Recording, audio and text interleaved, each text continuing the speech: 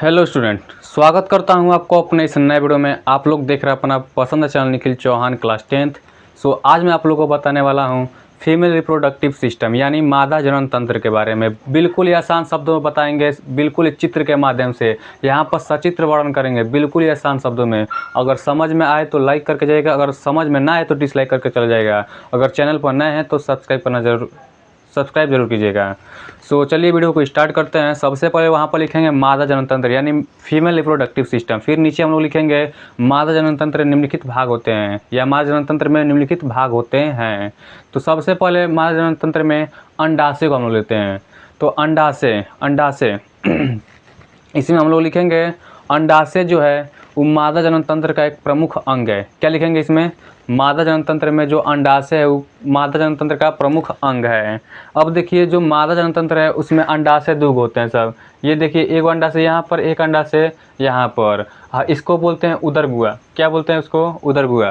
तो यहाँ पर लिखेंगे क्या कि मादा में एक एक अंडाशय, मतलब दो अंडाशय हैं सब, एक एक मतलब एक एक अंडाशय। मादा में एक एक अंडाशय उदरगुहा के निचले वाले भाग में दोनों तरफ स्थित होते हैं। क्या लिखेंगे?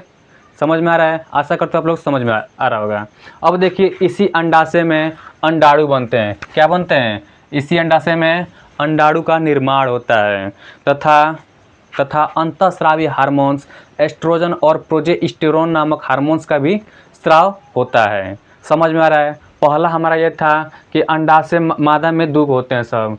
अब देखिए इसको बोलते हैं उदरगुहा। क्या बोलते हैं? उदरगुहा जो झाला टाइप है, उदरगुहा। तो यहाँ पर लिखेंगे क्या?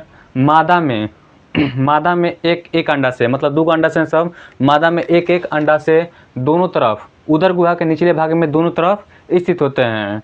अब इसी अंडाशय में अंडाणु, जिस तरह हम लोग पढ़े थे नर जनन तंत्र में जो वृषण में शुक्राणु बन रहा था, और इसमें अंडाशय में अंडाणु बन रहा है।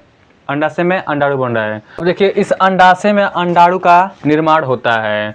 अब देखिए अंडाणु का निर्माण हो गया। अब देखिए इसी में अंतःस्रावी हार्मोन्स, जिसको हम लोग बोलते हैं एस्ट्रोजन और प्रोजेस्टेरोन नामक हार्मोन्स का भी स्राव होता है। अब इसके बाद हम लोग का आएगा अंडवाहिनी। तो अंडवाहिनी क्या है इसको भी बिल्कुल आसान शब्दों में समझिए। आप लोग को समझ में आ रहा है तो लाइक कीजिए और सब्सक्राइब कीजिए। अब देखिए अंडवाहिनी क्या है। तो अब देखिए अंडाशय के ऊपर एक कीप जैसी ऐसी संरचना दिख रही है ना, कीप जैसी संरचना दिख रही है, जिसे हम लोग क्या कहते हैं? अंडवाहिनी कहते हैं। अंडाशय के ऊपर जो ये अंडाशय है, अंडाशय यहाँ पर दो अंडाशय है ना, इसके ऊपर देखिए कीप जैसी संरचना इस तरह दिख रही है, जिसे हम लोग क्या कहते हैं? अंडवाहिनी कहते हैं। अब देखिए जो अंडवाहिनी होती है उसका काम क्या है? तो जब अंडाशय में अंडाणु का निर्माण हो गया तो यहाँ से इसको गर्भाशय तक ले जाने का कार्य करती है या गर्भाशय में पहुँचाती है। समझ में आ रहा है? अब देखिए जो अंडवाहिनी होती है उसको हम लोग फैलोपियन ट्यूब के नाम से भी जाना जाता है। इसको फैलोपियन ट्यूब के नाम से भी जाना जाता है। अब देखिए जो अंडवाहिनी है, अंडवाहिनी को हम लोग फैलोपियन ट्यूब के नाम से भी जानते हैं। अंडवाहिनी को फैलोपियन ट्यूब भी कहते हैं और इसी में निषेचन की जो क्रिया होती है वो संपन्न होती है, या उसको बोल सकते हैं निषेचन की प्रक्रिया इसी में होती है। इसी में निषेचन की प्रक्रिया होती है। अब आप लोग बोलेंगे निषेचन क्या है? तो निषेचन नर युग्मक जो होता है, नर युग्मक को हम लोग बोलते हैं शुक्राणु। क्या बोलते हैं? शुक्राणु यानी स्पर्म। और मादा युग्मक जो होता है अंडाणु। तो नर युग्मक शुक्राणु और मादा युग्मक अंडाणु जब संलयित होता है या मिलता है तो उसे हम लोग क्या कहते हैं? इस क्रिया को निषेचन कहते हैं। अब देखिए जब निषेचन होगा, अब निषेचन जो होगा, निषेचन जब विकसित होगा तो भ्रूण का निर्माण करेगा।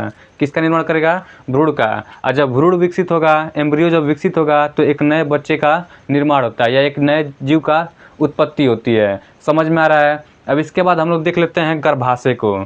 तो गर्भाशय जो होता है उल्टा नाशपाती, यहाँ पर देखिए जो गर्भाशय होता है उल्टा नाशपाती के आकार का होता है, उल्टा नाशपाती के आकार का होता है।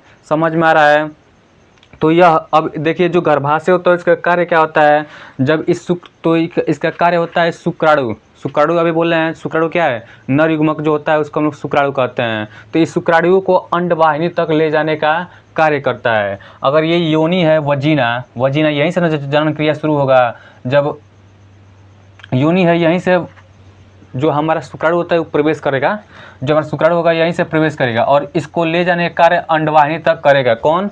गर्भाशय जो होगा अंडवाहिनी तक इसको ले जाएगा। अंडवाहिनी जो इसका नाम ही है अंडवाहिनी, तो नाम ही से स्पष्ट कर लीजिए ये क्या करेगी?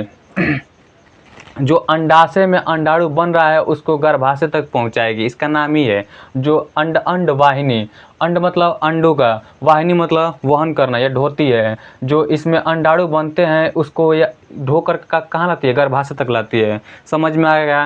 गर्भाशय भी हम लोग पढ़ लिए। इसकी संरचना एक उल्टे नाशपाती के आकार की होती है। और जब प्रजनन प्रक्रिया के दौरान, प्रजनन या जनन क्रिया के दौरान जब इसमें शुक्राणु प्रवेश करता है तो इसको कहाँ तक पहुँचाती है, अंडवाहिनी तक पहुँचाती है, गर्भाशय जो होती है।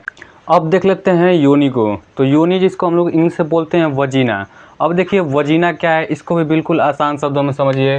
तो जो वजीना है वो मादा जनन का बाहरी भाग होता है और जो एक लचीली मांसपेशियों से, देखिएगा लचीला मांसपेशी, हम तो देखे नहीं है, मतलब लचीली मांसपेशियों से बना होता है। अब देखिए यहीं से शुक्राणु जो होते हैं वो प्रवेश करते हैं और जब शुक्राणु प्रवेश करेंगे तो इसको यहाँ से ले जाने का कार्य इसी का होता है, गर्भाशय तक ही पहुँचा देगा। कहाँ तक पहुँचाएगा, गर्भाशय तक पहुँचा देगा। अब इसके बाद समझ लीजिए ग्रीवा के बारे में, बिल्कुल आसान शब्दों में समझिए। जो ग्रीवा होता है इस यहाँ पर एक हार्मोन होता है जिसको बोलते हैं ऑक्सीटोसिन हार्मोन। जो ऑक्सीटोसिन हार्मोन होता है जब लड़के जब पैदा होते हैं सब उस समय जो ये ऑक्सीटोसिन हार्मोन होता है ना, तो जो ग्रीवा है इसको हल्का सा चौड़ा कर देता है। सो अगर वीडियो अच्छा लगा हो तो लाइक और सब्सक्राइब करना ना भूलें। आप लोग देख रहे हैं अपना पसंद channel Nikhil Chauhan class 10th। So अगर वीडियो अच्छा लग रहा है, वीडियो अच्छा लगा हो तो लाइक और सब्सक्राइब करना ना भूलें। आप लोग देख रहे हैं अपना पसंद channel Nikhil Chauhan class 10th। So जय हिंद, जय भारत।